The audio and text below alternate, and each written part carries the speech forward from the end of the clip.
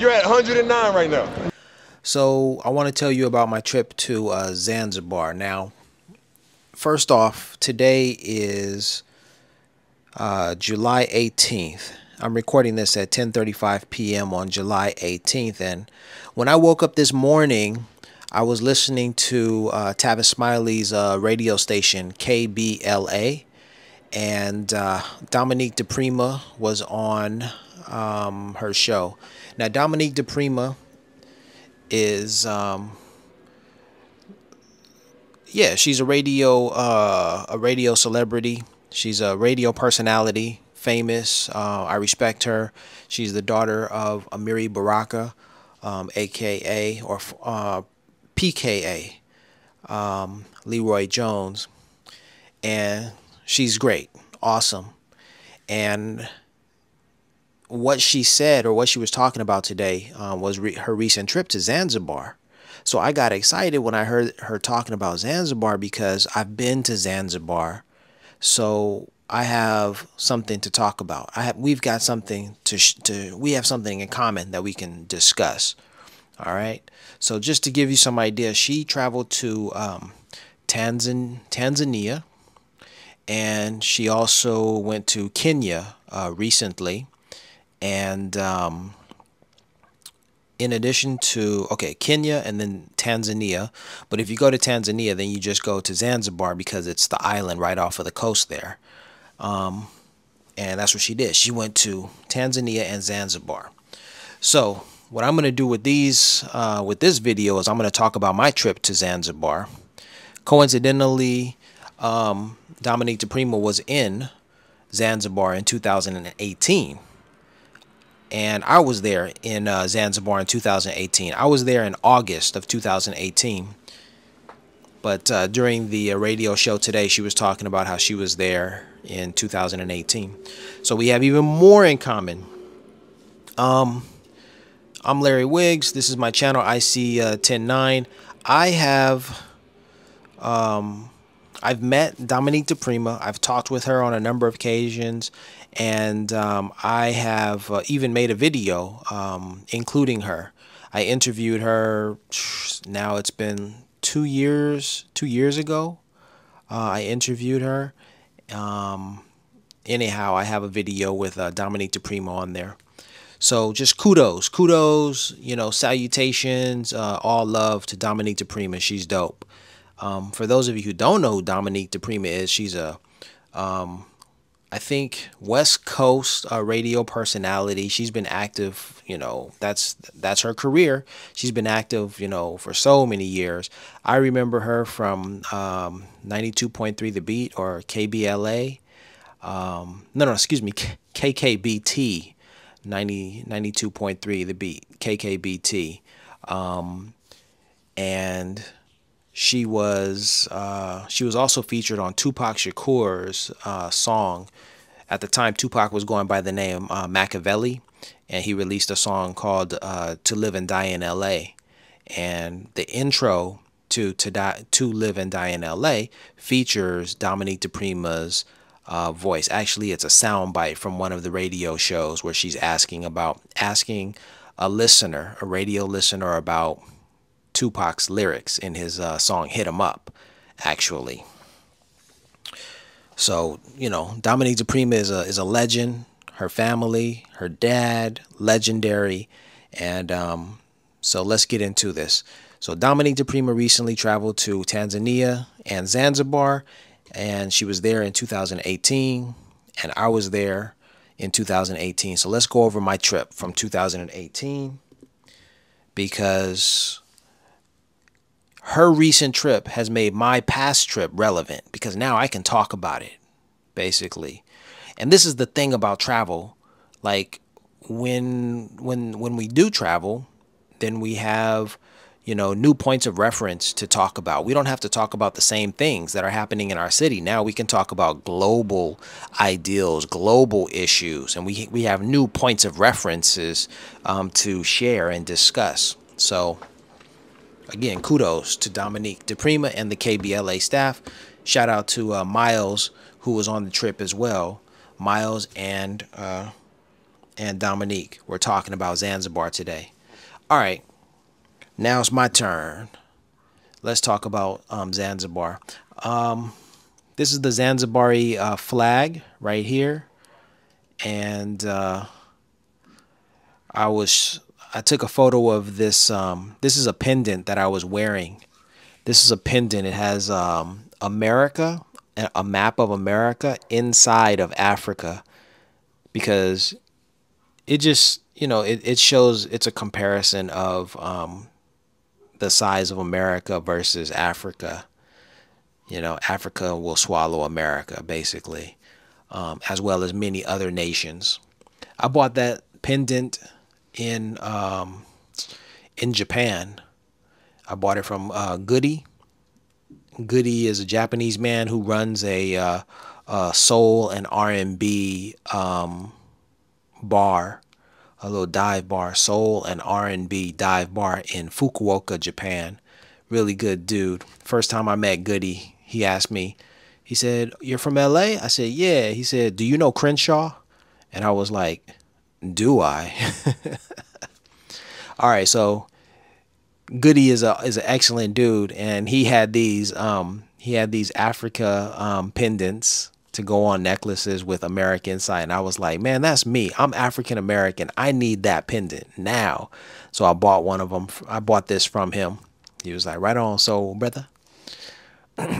The chain I bought from Saudi Arabia, from a what is that place called? From a silver dealer. All right. Sorry to spend so much time on these videos, and on these pictures. I have a lot of pictures to go through, so bear with me, all right? All right, this is the flag of Tanzania, just for reference. All right. So when I was going to Africa, like for all of my trips to Africa, like I'm definitely pro-black. And everything that I learned about Ethiopian Airlines told me, go with Ethiopia, go with Ethiopian Airlines. It's a good airlines. But everything that I've learned about Ethiopia as well has always been, very proud, a very proud history for all black people, right? And the more you know about Ethiopian history, I think the more proud you will become. And it's a shame that we don't learn about Ethiopian history in our schools in America. I certainly believe that that's terrible to not know, the history. But it's such a powerful history that, Frederick Douglass said, an uneducated man is unfit to be a slave, something to that effect. So when we learn our history and learn of Ethiopian history, then, we don't go for any of the BS. And it doesn't matter if we weren't born in Ethiopia. Ethiopia fought for, black people, period. That's the line that they push. They push that line. It's blackness. But anyway, I digress. Don't let me get off on a tangent. So I was all for Ethiopia. So this is my flight. This is the airplane I boarded. One of the airplanes from, this was from Addis Ababa. I was in Addis Ababa there in this picture, boarding a plane headed to Tanzania. Now, Tanzania is also called, or also pronounced Tanzania, not Tanzania or Tanzania. You'll hear different pronunciations. And the old name for Tanzania is Tanganyika. All right. So I was looking at my at the map here on Ethiopian Airlines, trying to get my bearings, trying to figure out where I was, and I was in Ethiopia at Bole International Airport in Addis Ababa. Here's another map. I guess we were flying over, yeah, we had to have been flying over Kenya at that point, because I did not land in Kenya. I've never been to Kenya. So we were flying over Kenya, going to Dar es Salaam, Tanzania. So that little blue dot that you see in the middle there, that's where I am. So focus on that blue dot. I was in the skies, right? I think that's what it was. Anywho, I arrived in Tanzania, or Tanzania, whatever. Tanganyika. That's my picture of me there. Those people in that car, they don't look too happy. They're not smiling. They're looking at me like, who is this? What is he doing? You know. Never mind them though. I was enjoying myself and having a good time. All right, so I definitely had a driver pick me up or meet me at the airport because I wasn't about to be like, oh, I'll figure it out once I get there. No, thank you. This is Africa we're talking about. I've certainly done it in other countries where I just show up and then I figure it out. But I had a hotel that was pretty far from the airport, and so I put a reservation for a driver to take me from the airport to the hotel. So here's my driver. He's picking me up. Check out my bag. So I was rocking. All right. Let me give you some information. It was 2018. It's August 2018. Sometime earlier in 2018, I was back in Los Angeles, and I went to Nipsey's the Marathon clothing store on Crenshaw and Slauson, and I picked up some merchandise from there. And along with my purchase, I received those stickers, the TMC sticker and the Crenshaw sticker, which I proudly displayed on my bag. All right, so just a reminder, I was down with Nipsey in 2018. I was all for Nip, very proud of Nip. I had in 2018, I had already been to Cuba. So there's the Cuban flag, that sticker right there. That's the Cuban flag. I had been to Cuba twice in 2017. And so there was another display of my pride, of having been to Cuba and stuff like that. All right, here's just a little picture at the airport before leaving. My driver is taking me where I need to go. Look at the $100 bill hanging from the what is that, a turn signal or the windshield wiper handle. Dollar bill, y'all. All right. So now as I'm moving through, as I'm leaving the airport, I'm noticing the different billboards and things. And so I noticed this billboard, Africa United Bank, United by One Bank, United Bank for Africa. All right.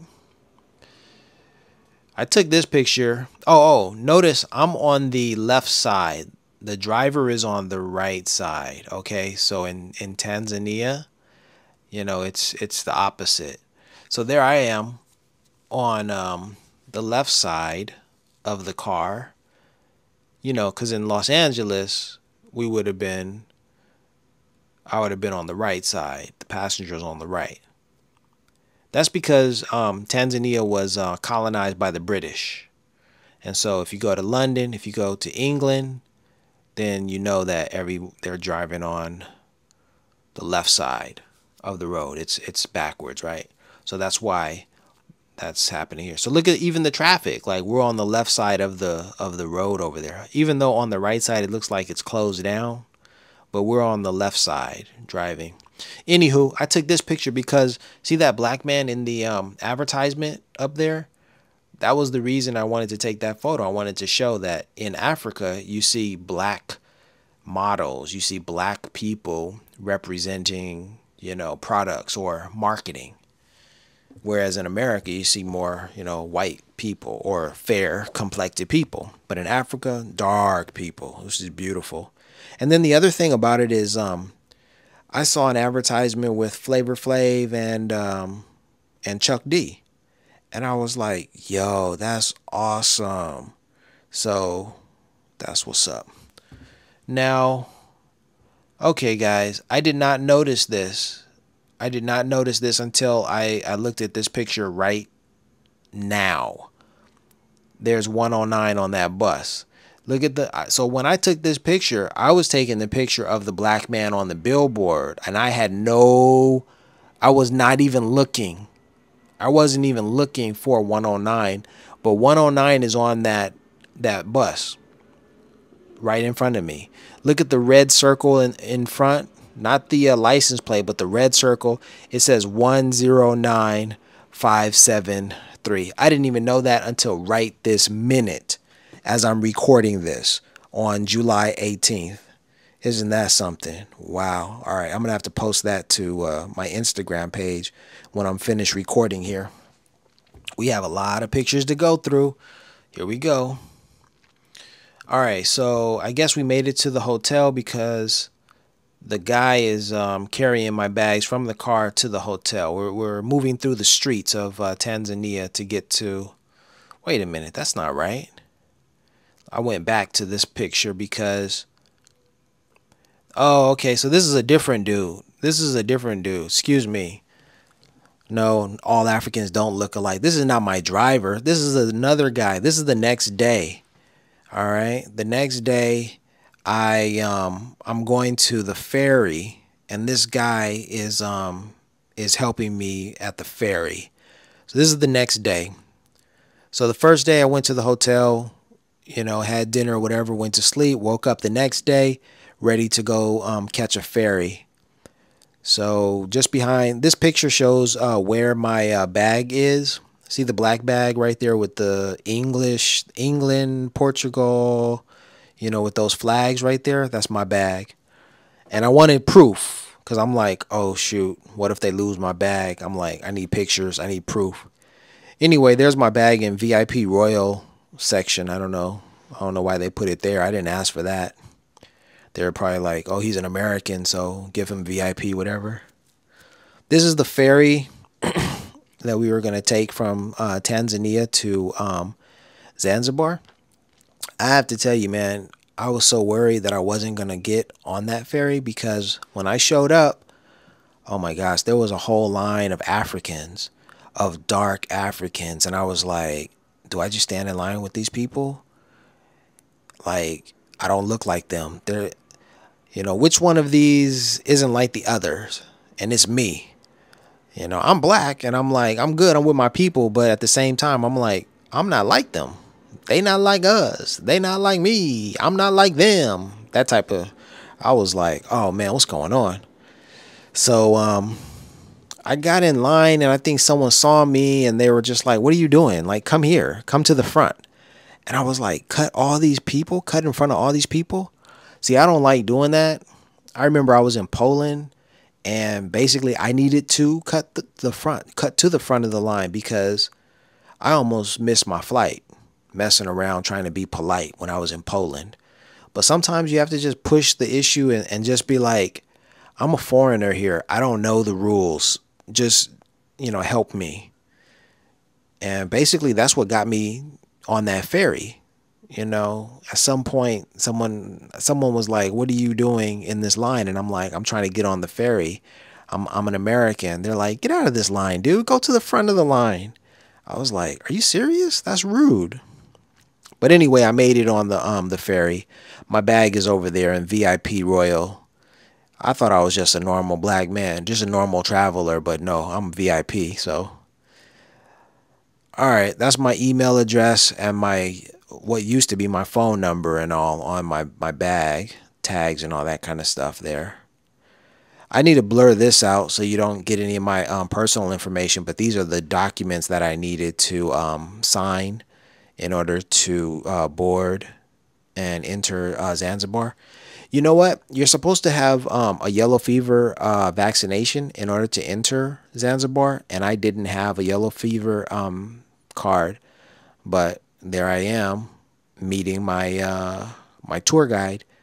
I got into Zanzibar even without the vaccination. So let me tell you that story. When I got off of the ferry, there were people from like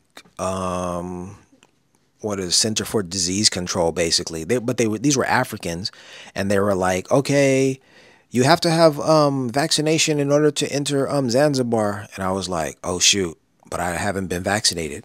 So they were like, come here. And they brought me into a little room. They had me sit there and wait like 2 minutes. And then the person was like, what country are you from? And I'm like, I'm from America. And they were like, okay, well, and I was just in the room for a minute or two, and then they were like, okay, well, look, you can leave. You can come into Zanzibar. It was like, it was just a bunch of BS. I might have had to pay like a measly, $10 or something, but I got in without the vaccination. So I have subsequently gotten my vaccination, but oh gosh, I was so stressed and worried that they weren't gonna let me in to Zanzibar without that. But it was crazy because they were just like, "All right, dude," and they just gave me like a little warning. They were like, "Look, man, no, they didn't even warn me. It was just like it was the craziest scenario. Like putting me in the room was the most official thing they did, and then someone was like, "Oh, okay, well, go ahead, you can go." It was weird. So I thought I wasn't gonna get in, and then when they let me in, I was like, "Are you serious?" So it's not even a big deal. But if you're going to Zanzibar, make sure you have that because having the vaccination, having been vaccinated, means that there are so many other countries that you have access to. So if you're against vaccination, I don't know what to tell you. But I got my vaccination before I went to Ghana. So for future reference, I'm good for any country that requires a yellow fever vaccination. All right, so this is my tour guide. This is Juma. So I made sure to book a tour before arrival because I'm not playing around. Not in an African country. I'm not about to just leave everything to chance. I need people on my side, people who have, business people who are, about something. So Juma was the first person to meet me. So there he is with my name on the ticket. I said, "Let me get that picture." He was like, "All right." Took another picture of him, for good measure. All right, little GPS, little setup to give you an idea where I was. I had just arrived in Stone Town. I guess, wait a minute. I guess this must be during our, so I guess I arrived in Zanzibar City, which is where Stone Town is. And then Juma, my tour guide, drove me across the island to the other side. So where you see the arrow, that is where we were at that point. So he was driving me across the island. I don't know how long it took, but finally we got to where I was staying, to my accommodation. I was staying at the Waterfront, which is this beach hotel, Zanzibar. Interesting thing about this place is that it's owned by the Dutch, the people from the Netherlands. Really nice place. I don't have any pictures of the of my accommodation really, but it was really lovely, very cool, very comfortable. I think the beds were kind of hard, but whatever. But it was nice. It was nice, clean. Had a swimming pool. You'll see the swimming pool. I have pictures of that in a second. All right, so they have a little thing to tell you the Seychelles is a long ways away, but that's another location, a beautiful place to travel. Another country, African nation, island nation. So now you're about to see the water. I was walking on the property, making my way, snapping little photos and what have you. And then this is the Indian Ocean. So my accommodation was basically right there on the beach, which was lovely. And you just get up every morning and walk a few 100 feet or whatever, and you're on the beach. 100 feet or less, and you're on the beach. Beautiful views. Everywhere you look, just beautiful views. Now the water, you can walk out what seemed like a distance of an entire city block or 2 blocks. You can walk that far out into the water without the water getting too deep. You can walk really far, about 1 city block from that shore. You can walk out into the water, and the water isn't even deep. It might get up to your waist. You'd be that far out in the water, and it would only come up to my waist or something. Nothing Nothing major, nothing to worry about. It's beautiful. All right, so this dude right here is a supposedly a Maasai warrior. They had these guys dressed up like Maasai warriors, but I don't know if they were Maasai warriors really. These guys knew where the tourists were. These guys just they dressed up to look like the Maasai to give the tourists a little show, and they were like, "Give us money, buy these things that we are selling." So here's this dude trying to sell me some of the little knickknacks and things. I showed his picture before on Instagram, I think, and then all the girls were just like, "Oh, he's so beautiful. He's so handsome. Look at him. Just gorgeous." I'm like, wow, they just love a dark African chocolate man. Look at him. So, brother was selling these things, but I wasn't buying anything. I was just like, all right, bro. I wanted to get pictures of the people, you know? And he looked the most native, the most authentic. So I was like, all right, I'm gonna snap your photo, bro. He was like, that's good. That's cool. So those are two other supposedly Maasai brothers in the back there. Like, whatever. Beautiful. Just gorgeous white sand beaches. And, oh, it's just magnificent. Look at that. Look at that white sand right there. So I was just out there enjoying the views, snapping photos, snapping memories and stuff. You know, collecting memories. All right. So if you look to the left, that's where I was staying. That's the place, or at least that's connected to where I was staying. The building on the left. That building on the left is actually the kitchen. They had a cafe there, and they serve food there. But there's in the middle of those two buildings, that's where breakfast was served. It has a little black tarp over it or whatever. And then if you walk like 50 feet behind there, that's where the bungalows and the accommodations were located. Snapping more photos of the beautiful atmosphere, terrain, whatever. I did a little panoramic view to just show you, you know, how beautiful it is. There I am.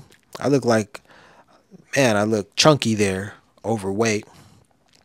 Remember, it was 2018. I was giving a serious look here, a little smiling look, a little happy look here. Notice it was, okay, for starters, it was 2018. I was in Africa. I was wearing my Nipsey Crenshaw jersey, repping Nipsey, repping LA, all of that good stuff. And see, there's the Crenshaw jersey. And also because of the time of day that I was out there, it was still a little cold, a little chilly. So that's why I was on the beach with a sweater on. Must have been the morning. Yeah, I really can't tell what time of day this was, if this was the morning or if this was the evening. Yeah, I'm not sure.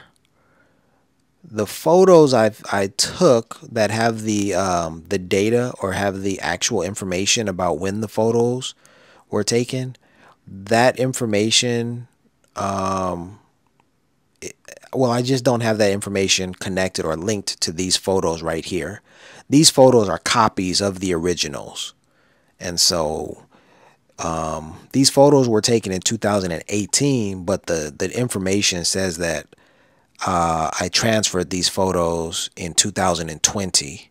So everything says these photos were taken in 2020, but that's inaccurate. So just more photos, you know. More photos of the beautiful weather. These dogs were interesting, right? The dog looked away and then looked at me. And this is the picture that I wanted to take, because the other one, let me go back to the other one. See, the dog wasn't looking at me. I needed the dog's attention, so I waited. And then the dog turned around and looked at me, and I thought, oh, that picture right there has a lot of character. That dog is staring at me. And then the dog got bored staring at me and is yawning. I think the other dog is looking at me, though. And then their attention was diverted. I'm just snapping photos, trying to capture the beauty of Zanzibar. It's beautiful, y'all. It's gorgeous. That's the Indian Ocean. there. I guess this is sunset. I guess. Yeah. Oh man, that's beautiful, huh? Man, that's gorgeous. Look at that. Even more like, ooh. Beautiful, beautiful stuff, man. Absolutely gorgeous. Mm-hmm. Yep, I took those pictures standing there in Zanzibar. Gorgeous. All right, so okay, so the research that I did, I researched my trip. My trip was a 5 day, 4 night trip, right? So I had to pack as many adventures in that time as possible. One of those adventures included snorkeling. And on this day, I decided I would go snorkeling. So I paid like 80 bucks to snorkel. Some tour group, they drove me down the road, and then they helped me find a guy who was gonna take me on his boat to a remote area where I could go snorkeling. I didn't have the proper shoes to wear, so I just decided to get these shoes wet because I didn't want to step on any sea urchin or anything poisonous, or I just didn't want to, risk stepping on anything and injuring my feet. So I wore my shoes. So I took a photo just to be like, all right, well, after I get these shoes wet, I'm probably not going to wear them anymore. So let me just get a photo of them for the last time. Little Nike shoes, black Nike shoes with white soles. I have like 4 pairs of Nike shoes like those today. Anywho, c'est la vie. All right, so these guys were out there. They have these boats, and then you pull up and you make arrangements for them to take you to areas where you can snorkel and you go enjoy your day. So all these boats are out there waiting for customers, waiting for customers, waiting for customers, waiting for customers, waiting, waiting, waiting. Uh-huh. All right. All right, now I'm on a boat.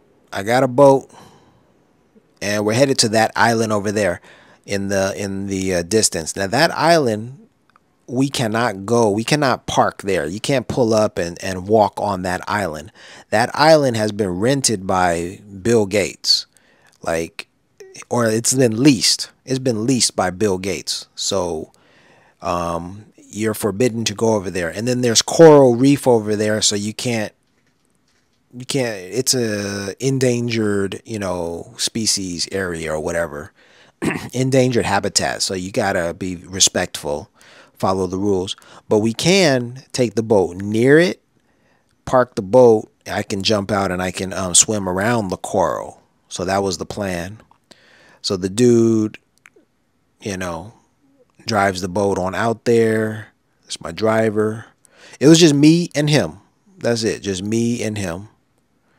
That's my dude. Yep.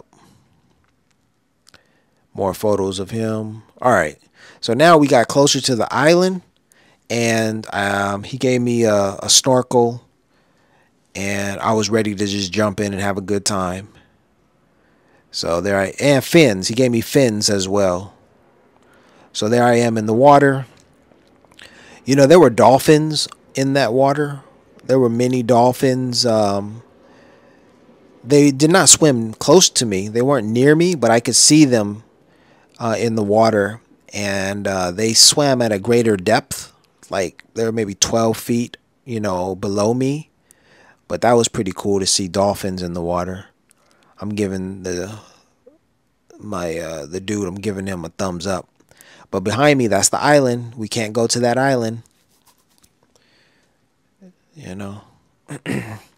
All right, so after that, then there I was right back at my accommodation, just chilling outside of my room. That was cool. So the first photo was it was vertical. I switched to horizontal view to get a better idea of where I was staying. This is one of the meals I had. It was so delicious. I think that was what the heck is that? Some cod, some maybe not cod, some halibut over some mashed potatoes and some greens. Delicious. And then when you're in town, when you go to Stone Town, then you see the doors of the Omani doors. You know, the Omani ruled over the Africans. Maasai artwork, red, tall Africans wearing red. Those are the Maasai. This is the home. This was once the home of Freddie Mercury, Queen, Fame. That's the front door to the house, Freddie Mercury house. I did not take a tour of the Freddie Mercury house. I just took that photo. Doors. The doors are important in Oman. No, not in Oman. In Zanzibar, the doors. Architecture. This is very reminiscent of Middle Eastern architecture. Those second-story balconies. Very reminiscent. This is an expensive hotel in Stone Town. The people over there with their snooty attitudes, man. When I pulled up, yeah, it was that was a trip. Being a black man, see, the white people like run the world, and the white people aren't trying to. I mean, and the white people are on top, and the black people are on the bottom. That's the way it's been. Whether it was in East Africa, whether it was in West Africa, whether it's anywhere in the world, that's the way they made it. White people on top, black people on the bottom. So I felt uneasy, uncomfortable when I was at this resort because they were looking at me like, well, who are you, black man? And I'm like, I'm a black tourist. I'm free. I'm a free black man, okay? I'm not a slave. I'm not, whatever. But I still got like some confused looks on people's faces. And then one confused look was like, it was like an Indian woman who looked at me like, what are you? What are you doing here? And I'm like, you better chill, lady. This is the hotel that I'm talking about. It's called the Park Hyatt Zanzibar. Expensive. We walked around the little lobby or whatever. Man, that place, interesting history. Tipu Tip. Tipu Tip was a slaver. He was like he was selling Africans to the Arabs. So if you want to know about the Arab slave trade, this is it. This is where it went down. A large part of it. We walked somewhere. I don't know where this is, but some hotel. This might have been the Park Hyatt. I don't know. This might have been the Park Hyatt. Again, I don't know. Just looking around. All right, so now we're in Stone Town. This is part of my tour. Juma, my tour guide, is showing me around. I hope I mentioned that Juma is his name. I hope Juma's doing all right. It's been, what, 6 years since I was back there? So he's an older fella. Hope he's all right. He and his family. This is how the Zanzibari, the Africans, mostly live. These areas were occupied mostly by the Omani and probably mostly Indians until the Zanzibari revolution in the 1960s, and the Omanis were killed by the Africans and they were replaced and they moved in where the Omanis used to be. And so the Africans took their place and they like basically assumed their rituals and their culture. So Africans became like Muslim. The Africans who were not Muslim became Muslim and took on Omani customs and stuff. So the slave class, the underclass, rose to replace their leaders, and they took on their leader style and systems of order or whatever. It's a crazy deep history. I'm snapping photos of the real Zanzibari experience, the real people, walking the back alleys, not really back alleys, but just the walkways. There are narrow walkways through between residences and what have you. A church, an African sculpture at the hotel. I stayed at the Spice Palace Hotel here. We're walking through the alleys. Excuse me. Just moving. Look at 106, the number 106 in the distance there. I was looking for 109. I was looking and I didn't find it. And this is a really important area. This is Shark. What is it? Jaws, Shark Alley, or Shark Corner or something. This is where Anthony Bourdain was. And I wanted 109 to be there, but it's 106.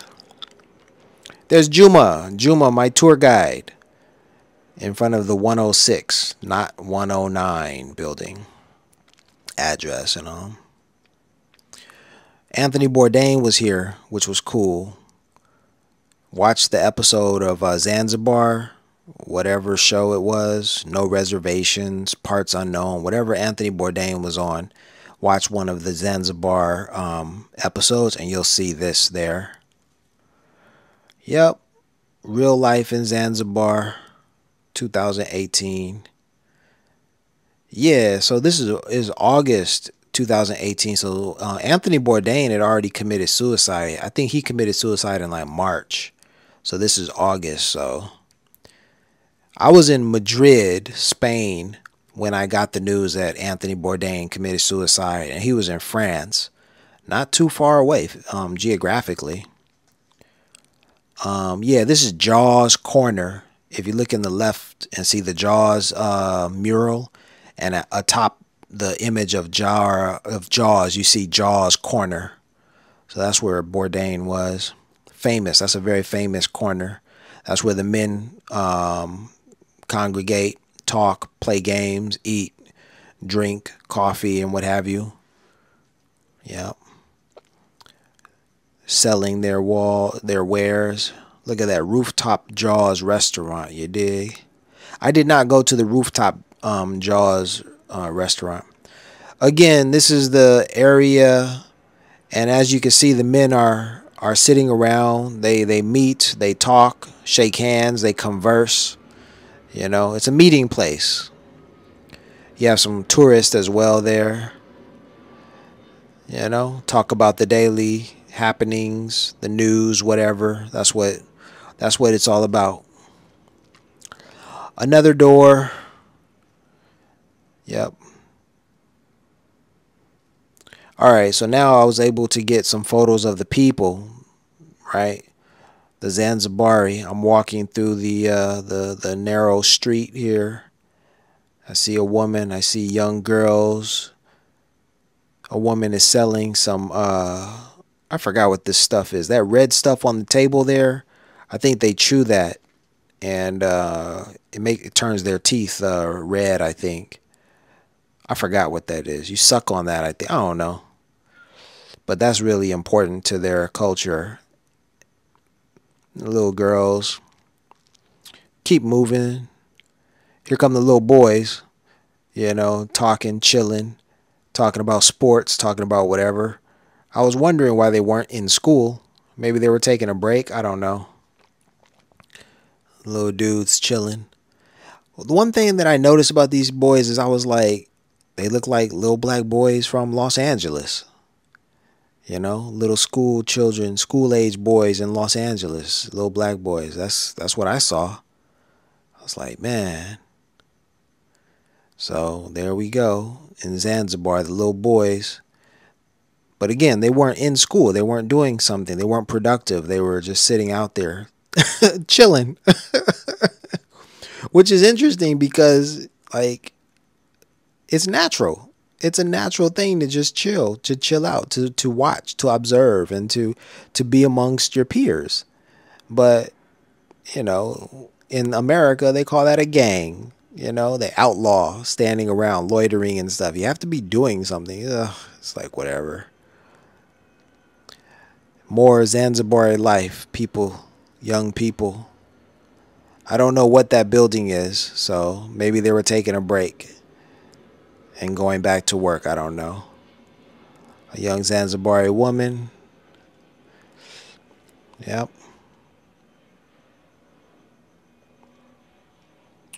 Another door. We're walking through the Zanzibari streets, passing a school on the left. My tour guide Juma is ahead of me. He's wearing the white ball cap. Sunni Madrasa School, 1998. This is a restaurant. This is where I had kingfish for the first time. This is a local, a popular local restaurant. Good food, good eats here. Yeah. This is my meal. Some red beans, some greens, some rice, and some kingfish. Oh yeah. Next door, right from the, so this is all my tour basically. So Juma took me through the streets or whatever. I got something to eat. I was ready to continue on, and the next stop was the former slave market. Yep. It's also the Cathedral Church of Christ. Yep. Yep. This is an iconic statue. Iconic sculpture. Let me see. This thing says, this crucifix made from the wood of the tree under which Dr. Livingstone died at Chitambo village, Ilala, Zambia in 1873, and under which his heart buried. All right, so the tree, all right, so the wood comes from the tree under which Dr. Livingstone was buried, and his heart was buried under that tree. Presented to the Diocese of Zanzibar in 1901. Interesting, right? So when you go to the museum, that's what they point out. They tell you about that story. Rumalisa, the Sultan of Ujiji, was a powerful Swahili slave and ivory trader in East Africa in the last part of the 19th century. He formed an alliance with Tipu Tip, and together they dominated the trade in the Tanganyika area, using force to take over uncooperative local tribes. And this is the infamous Tipu Tip. This brother he was a mogul. He was like Sean Diddy Combs, like controlling the lives of like Diddy controls the lives of, you know, rappers and hip hop artists. Tipu Tip controlled the lives of African slaves. Like, yo, I'm the man around here. I'm gonna put people on, and I'm gonna do what I will with, you know, however. That's the way I looked at it. When I learned about his history, I was like, he was like a mogul. He was like a Russell Simmons. He was like a Diddy. Who else? What's Suge Knight? You know, he was a mover and a shaker, but he was mostly a you know, an exploiter, because he was exploiting the Africans. He was a slaver, buying and selling slaves. You know, exploiting his people for his gain. A woman came into the court and accused the man of having unjustly enslaved her. Evidence was produced and the woman was liberated. The man was fined 40 rupees, and 20 rupees were handed to the woman as compensation. She was asked shortly afterwards what she was going to do with the 20 rupees. She at once answered, "I shall buy a slave with it." Imagine that. She herself was a slave. She was manumitted and gained her freedom. And then she decides to buy a slave. Wow. Just wow. The thing about the, what is that called? The slave trade is that the East African, the Arab slave trade is that it was basically sexual slavery. And so the Arabs had concubines. They had whores. They had women that were their sex slaves. So this is at the museum, at the slave market museum. They have this history where they talk about the different types of slavery. And here is a young girl who was a Surya. It says Surya were very expensive slaves and only available to the wealthiest slave owners. According to Islamic law on the coast, Muslim men were allowed to marry 4 wives, but could have as many Surya as they could afford. So they were just pimping out these women. Children of Surya, Zanzibar, 1909. Children of Surya were born free if the father accepted paternity. If the child was accepted, the father could no longer sell the Surya. Customarily, upon the death of her owner, the Surya would then become a free person. All right, this is a very famous picture of Emily Rouet, Princess Salome. That's her picture on the left there. She was the daughter of a Surya. Her father was a sultan. She lived a very charmed life, and she wrote a book about her life. So that's her book is the best record of this time period, and explains a lot about how life, about how her life, unfolded and what have you. Then you got these other pictures of these other folk. Princess Salome, aka Emily Rouet, 1886. She was the daughter of a Circassian slave and Said bin Sultan. Princess Salome lived a life of privilege behind the walls of the Sultan's palaces. The princess's story is told in her autobiography, Memoirs of an Arabian Princess. The book offers an inside view of the secret world of the harem or harem and what it was like to grow up as the child of a Surya. Her father had over 30 children with his Surya, 6 of which became sultans in either Zanzibar or Muscat and Oman, including Majid and Bargash. Surya with servants, Cairo, 1890. Not all slaves in Zanzibar came from Africa. Women were brought in from other continents for the Sultan's harems or harems. Caucasian and Mesopotamian slaves were among the most prized. This was the most infuriating, upsetting aspect, like learning about the eunuch. A eunuch had his genitals, cut off. He was castrated, and he was given power.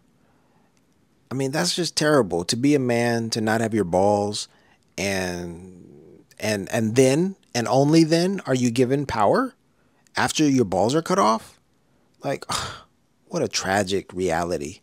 But that's the truth. So in picture number 10, that's the chief eunuch of the Caliph, Ottoman Empire. And on the right, eunuch with master's child. So in 1896, that photo was taken.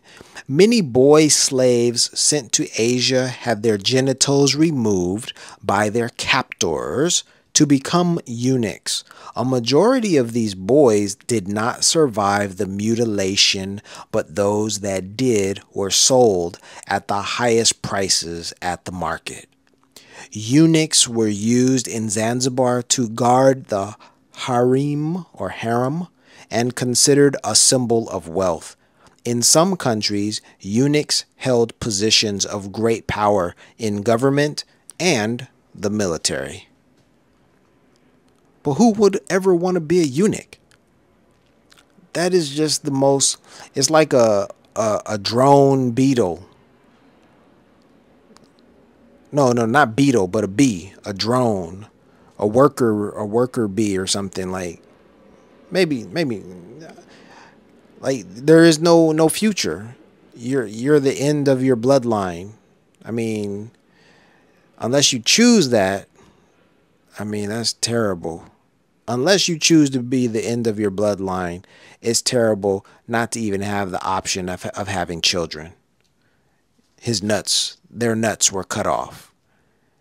And they more than likely had high-pitched voices because the testosterone did not cause their vocal cords to develop. Oh gosh, what a sad reality. But this is what the sultans did to these men, these Africans. So to subjugate them, to make sure that they did not rise up against their power, not out of spite probably, but just out of, it was the social order. You are beneath me, this is what happens to you. And these men knew no better. They knew no better. What you can't have, you can't miss. The story of Cipriani Asmani. This little boy was a troublemaker, and so they chained him to a log that was heavy, and so he couldn't run amok, couldn't just do whatever he wanted. Cipriani Asmani. Here they give a distinction, they give a description of 5 different types of slavery, from bonded labor to forced labor to child slavery to early and forced marriage to descent-based slavery. Whole bunch of forms of slavery. The information was gathered by the Global Slavery Index from 2014. Slaves were kept here under the church. Chains. They were chained and locked up under the church. This is a wholly different location. We went to a local market. They were, this was maybe like a fish auction or something. So I was snapping photos of them. There's the fish that they were going to divide up.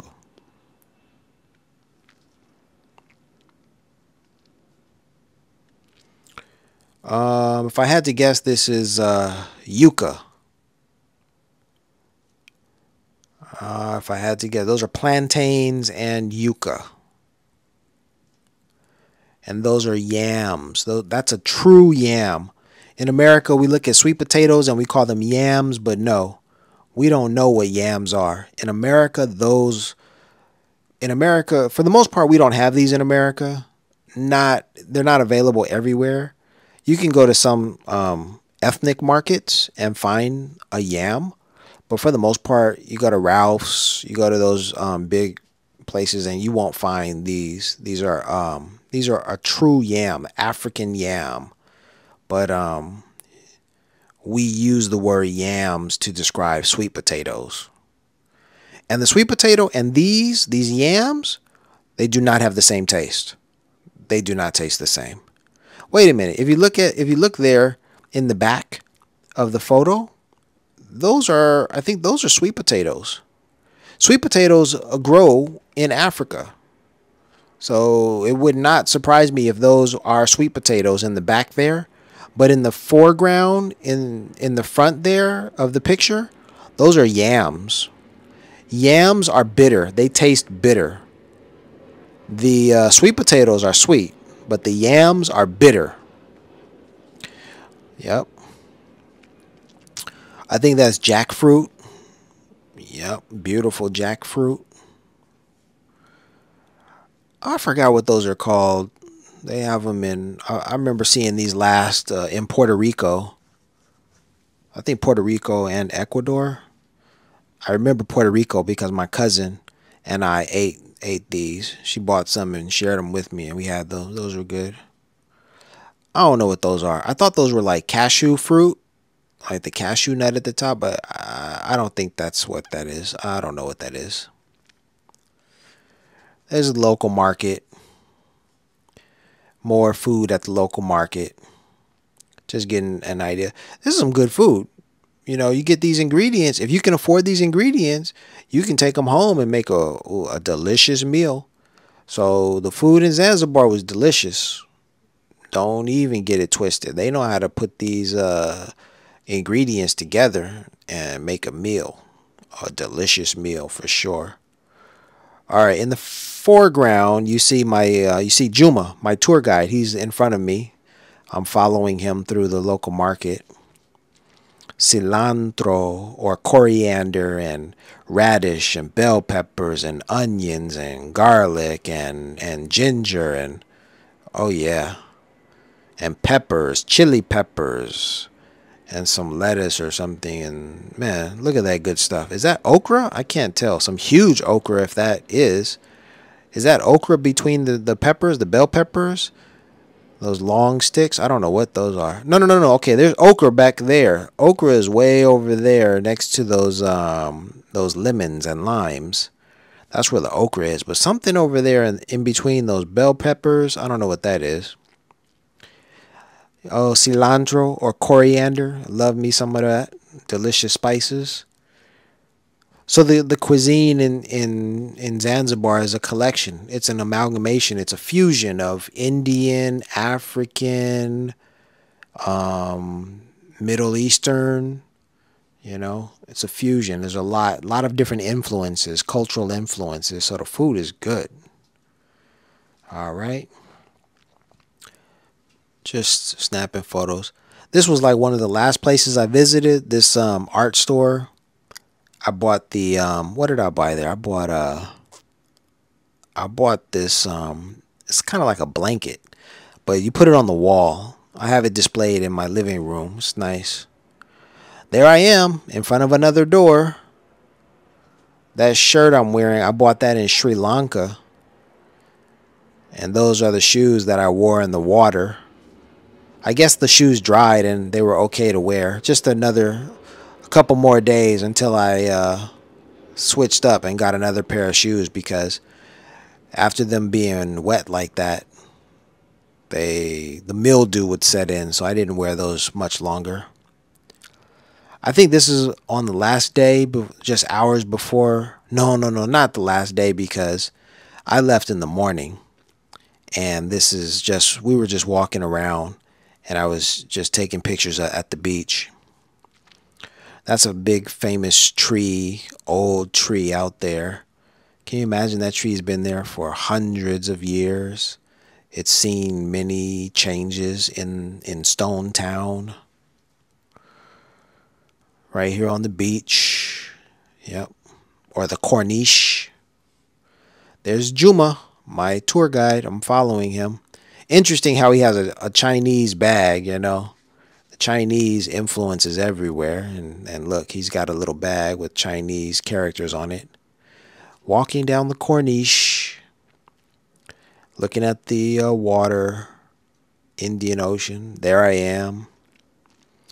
There I am again. Yep.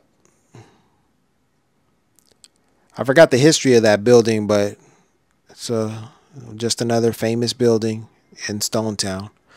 Here's something. You might see this. There are young boys who jump off of this wall here, and they dive into the water.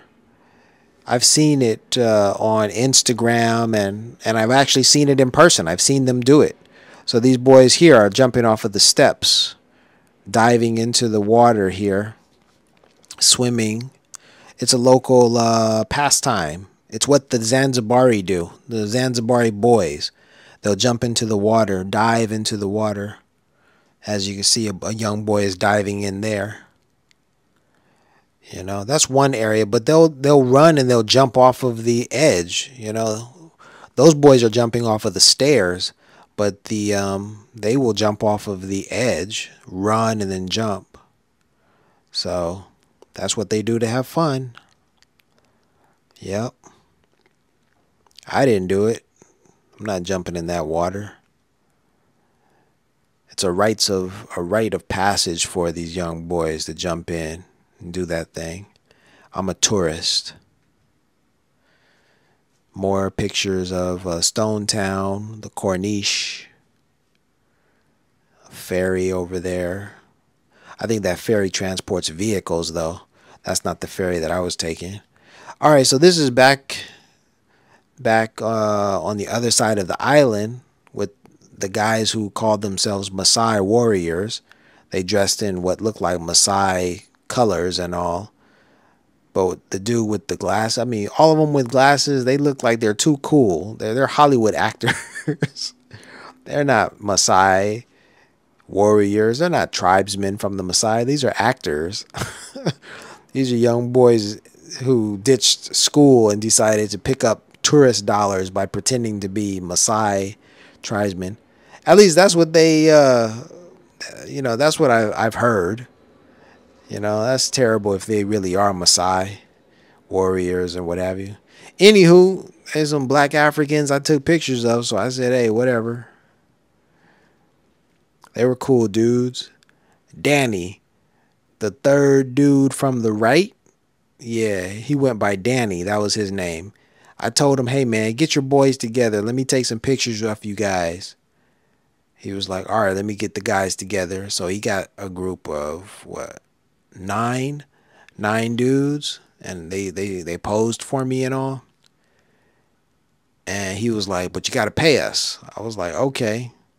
So once I paid him the money, all like 8 of those dudes turned on him and they were like, give us our money, man. And he was like, oh my God, I had never been in that position before.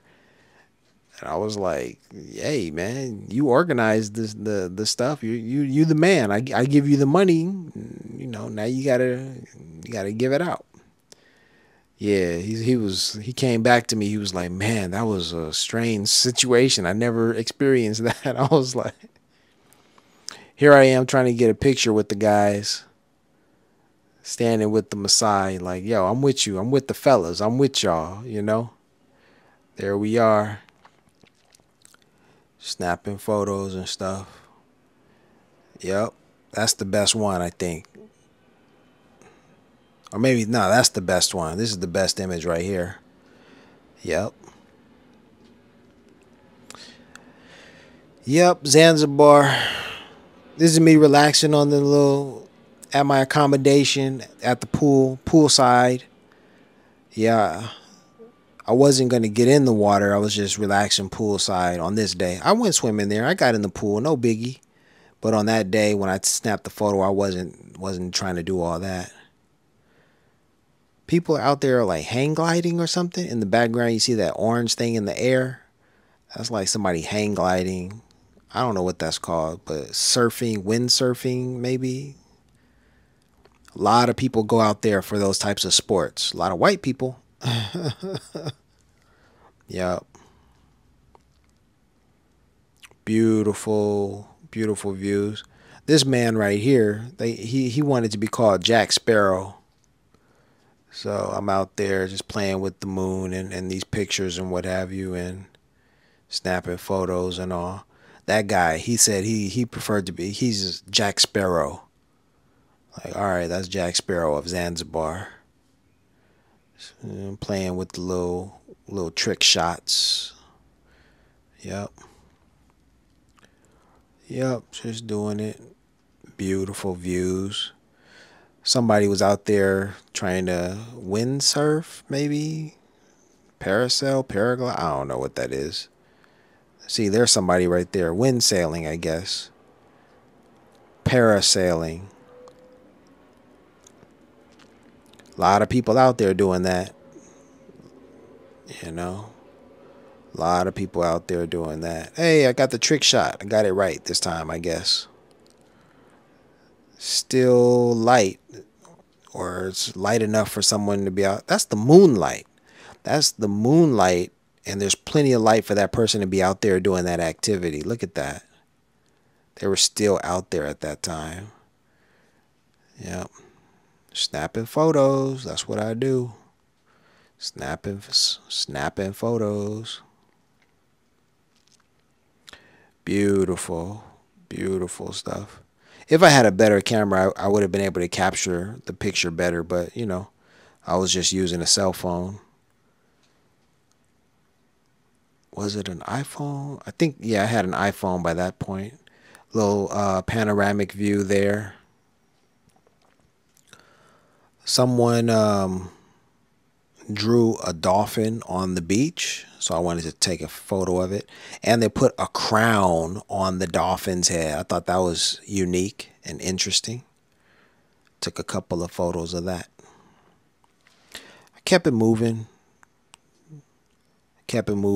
moving around, just moving, just taking photos. One morning I had breakfast, some coffee and some fruit.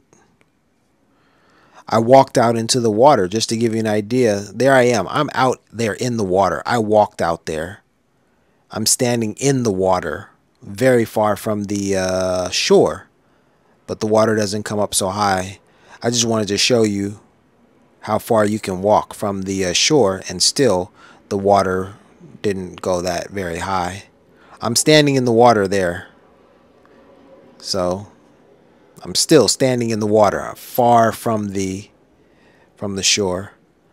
Those darker regions, those are a little scary. That's where the maybe sea urchin and seaweed is located. I would try to walk away from those areas. It's not like those areas are any deeper. They're just, you don't know what's in there. So, and for the most part, I didn't see any sea urchin or anything. So it wasn't a very scary thing to walk out there. It was just like, yeah, just want to, precaution.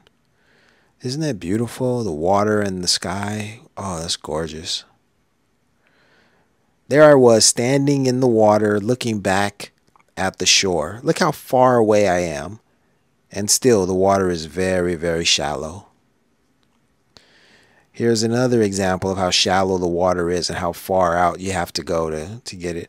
So at high tide, the water engulfs this building that sits on this rock. But during low tide, it's exposed. So this is during low tide. You can just walk up there, no biggie.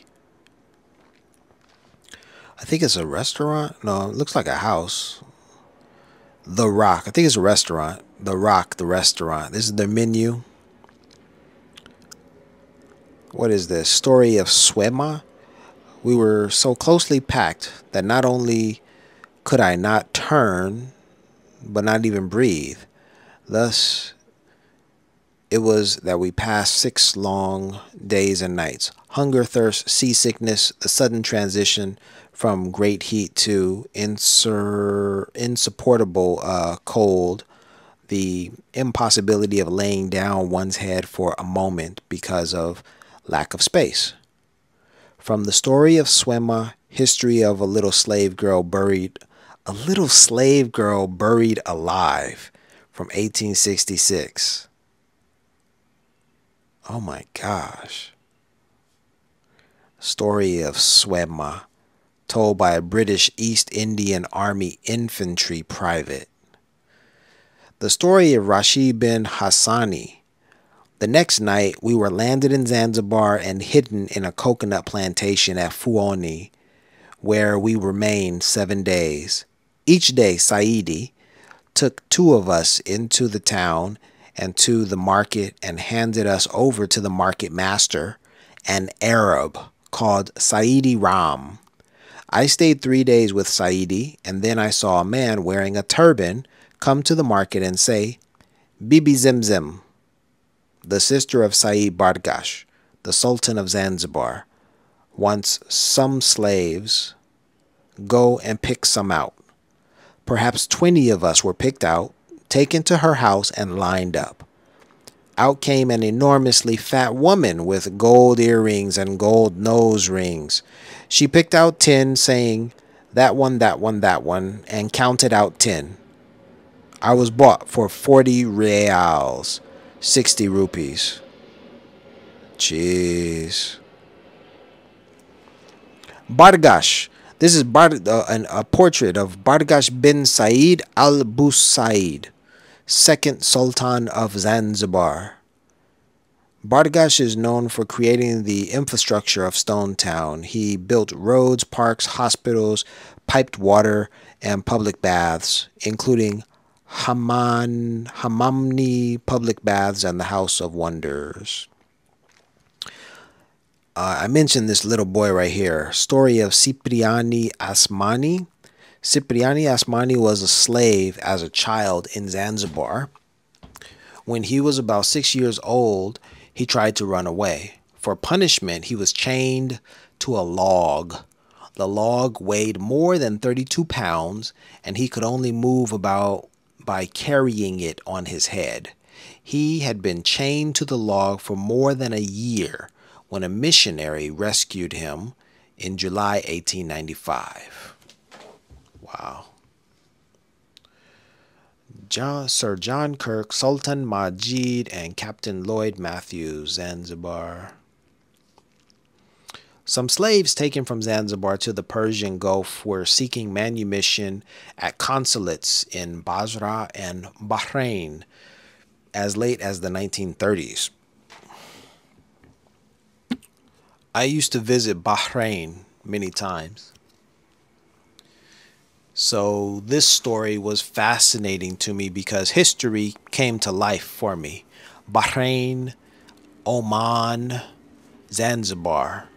These were three countries whose histories were linked. The slaves were in Zanzibar. The Omani were the sultans. They ruled over Zanzibar. The slaves sought manumission, sought freedom in Bahrain. That's how that's how I remember Bahrain, Oman, and Zanzibar. At the consulate, most slaves that were rescued or seeking freedom passed through the British consulate to have their statements recorded and their future determined. Slaves rescued by the Royal Navy in Zanzibar in 1892. Wow. Obstacles to freedom. Freedom came with a cost. Without an alternative place to live and a means of livelihood, a freed person in Zanzibar could be declared vagrant and imprisoned or set to hard labor.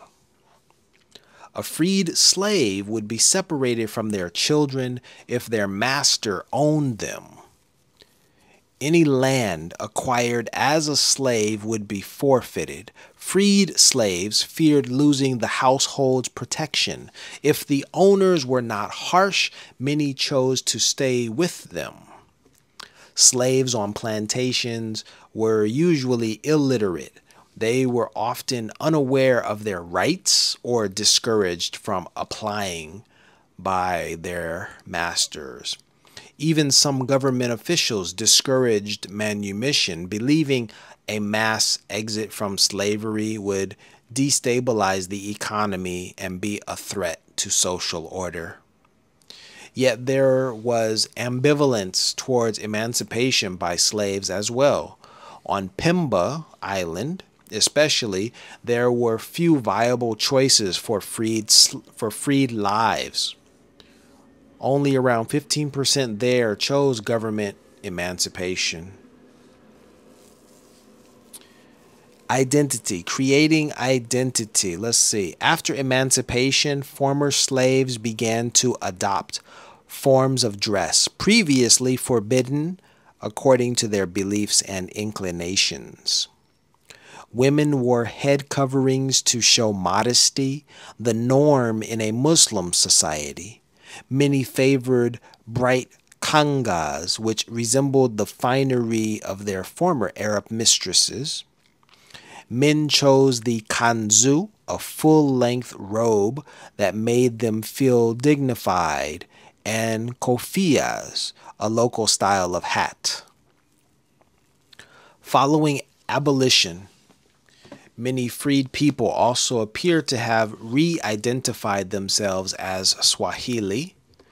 They changed their mainland names to disguise their origins, as these ethnic indicators would identify them as ex-slaves.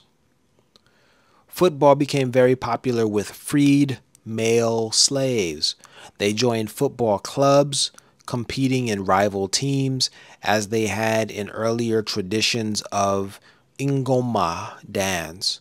A football star gained notability and honor in society. Clothing has been an indicator of social status within civilizations throughout history. After manumission, fashion became an important form of expression for freed slaves. Having the ability to choose one's clothing for the first time was liberating and a chance to express personal creativity where before it was denied. It was also an opportunity to define a new collective identity as freed Swahili.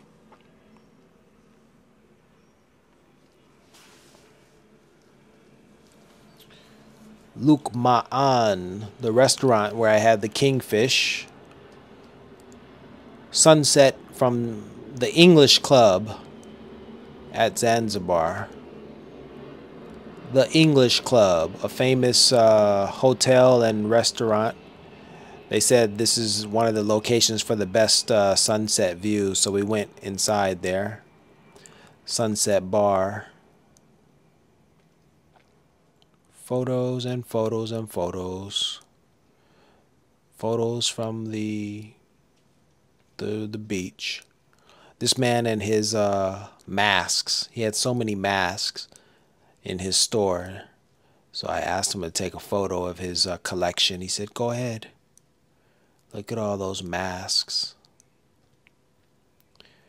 There's a young man jumping off of the side of the I don't know what you want to call it. Not a cliff. The side of the corniche, maybe the side of the fort, jumping into the water. There's a body moving into the water, jumping in. The camera shutter speed wasn't fast enough to capture the body in motion, so it looks blurred. That's not a ghost. That's a person's body jumped off of the side. So it's getting dark on this day at this hour. And when night falls, they have a night market for food. So after dark, here's the night market. Anthony Bourdain was here, and he ate some of this food, and I had no problem eating there either. I was like, man, Anthony Bourdain was here, and he ate this food. I'm going to eat it too. Not so much because he did it, but I was there and I was like, well, if he did it, I'm good with it too. But also because when I travel, I don't stick to restaurants. I do what the locals do. So I had some chicken. I know I had some chicken. I don't know what else I ate though. I don't remember, but it's definitely some chicken. See the night market, all the vendors out, lots of food. There's my luggage, not my backpack, but my luggage. Those are the countries I visited up until that point. I bought those stickers in Germany, maybe. I don't have those stickers anymore. They fell off. I tried to put tape on the bag to keep them there, but they fell off. So I think the Ethiopia sticker is still on my bag, and Goodies I think is still there. TMC and Crenshaw is still there too. So I was leaving Zanzibar in the morning. So my tour guide Juma was he met me in the morning and he led me to the ferry terminal. And these are the last images of Zanzibar. I took a photo of this one because of the Catalonia flag up there. That's the Catalonia flag from Spain. I've been to Catalan. I went there when I was in Barcelona, so I thought that was interesting. Juma was dragging my bag. I could have dragged my own bag, but he was just being helpful. I wasn't like, here, carry my bag, boy. No, nothing like that. He said, give me your bag. I'll take it for you. I'm like, but Juma, I got it. He's like, no, I got it. Okay, man. So it's late. It was early in the morning is really what it was, not late at night. We waited an hour or so, and then there was more light. There's Juma, my tour guide. See, he's wearing the mostly Arab garb. What he's wearing, the Omani overseers, slavers, that's how they dressed. So now the Zanzibari have assumed that's what they were talking about. The Zanzibari now wear the clothes that the Omani wore. It's a role reversal. So this guy he owns the tour guide, the tour company. He's a young guy. No. I think he was older than me, but he was shorter than me. I forgot his name, but it was his company. I was happy to patronize a black business, you know, and so that was great. My bag is still with VIP. That's the ferry I was going to get on to go back to Dar es Salaam. I was going to stay at the Harbor View Suites in Dar es Salaam. That young woman right there, I thought she was pretty, and I snapped a photo pretending to take a photo of the water, but I really wanted to take her photo. Now, at that moment, she was looking down at her phone, so I didn't get her face as much as of her face as I thought I would capture. But anyhow, you know, these are pictures from the ferry.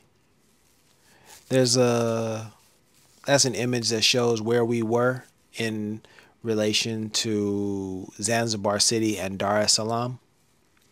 And those red dots show you where I had visited. Zanzibar and the other side of the island, Dar es Salaam, and the other dot is probably the airport. Here we are making our return to Dar es Salaam, coming into the ferry port. Did you see that? It says Obama Road. I wonder if that was for President Obama, or if Obama is just a common name in that region. But it does say Obama Road. It also says Haile Selassie, you know, the last emperor of Ethiopia. They have a road for him too. Maybe it was President Obama Road. Maybe that's what they did. As we're coming into the Dar es Salaam, you have a view of the coastline. These are my last photos from the ferry. You know, we're docking, looking at Tanzania. Once I got on land, I was eager to see more, so I asked someone to take me on a tour of Dar es Salaam. I found a local tour group. They weren't into giving just tours, but I convinced someone on the staff who wasn't busy to just lead me on a tour, and I got a tour guide. Paid a guy $30 or something like that, and he took me around the city, showed me some different places. This is the train station. The British installed the train station, constructed the train station. Dar es Salaam train station. We went to the local fish market, and this is it. This is also the fish market here. That place stinks. Ugh. Fish. Yuck. But this is how they get down. This is how Tanzania gets down. Yep. Fish. Yuck. The smell of fish. Oh my goodness. All those fish. So that evening I had my meal at my hotel, and as I was sitting out there, I was admiring the moon. Beautiful view. So I snapped these photos. Some of my last images. Oh, what is this? I noticed that when I went to sleep, my eyes were kind of red, and I wanted to snap a photo for evidence. So I took these photos. I don't know if I was just tired, if the air was dry, or what, but I took these photos as evidence of my eyes and whatever. I'm good now, though. This is information about my flight. Dang, I was leaving. It was 1:49 in the morning. My flight departed Tanzania, Dar es Salaam at 4:25 a.m. That was a early morning. So when I left the hotel, this is my driver. I had already prearranged to have the driver pick me up and take me to the hotel, because how else is a brother going to get back to the hotel? I mean, to the airport. That was my trip to Tanzania and Zanzibar in 2018. That's it. I'm out.